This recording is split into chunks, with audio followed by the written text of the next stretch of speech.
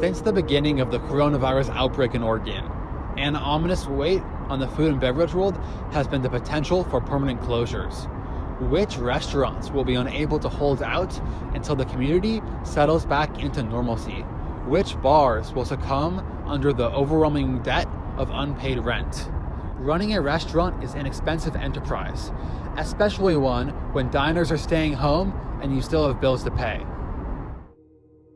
Pok Pok, the restaurant group known for its Northern Thai street food dishes, closed most of its locations early in 2020 with the expectation that this main location here on Division and one other Pok Pok wing might reopen later down the line.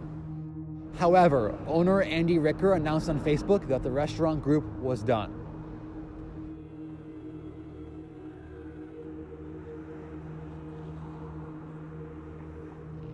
With the closure of this original location, the restaurant group has disappeared.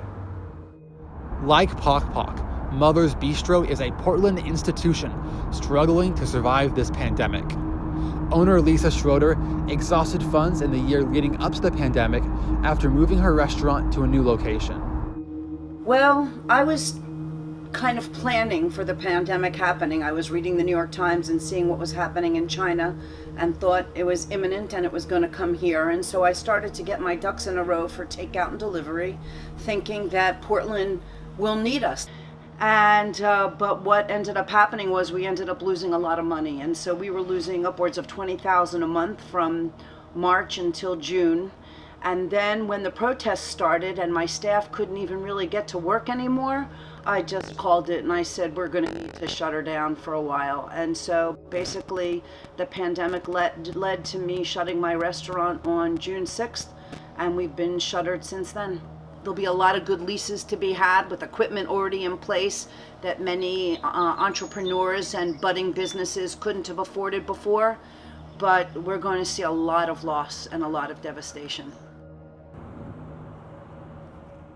How do you think the Portland food scene has changed this past year?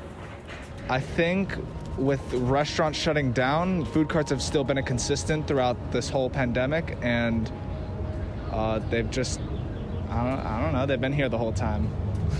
They've been doing good. When we start recovering from this pandemic, there is a good chance that a large portion of the restaurants open for business will be food carts. The question is, when indoor dining has returned, will the Portland food scene have changed forever?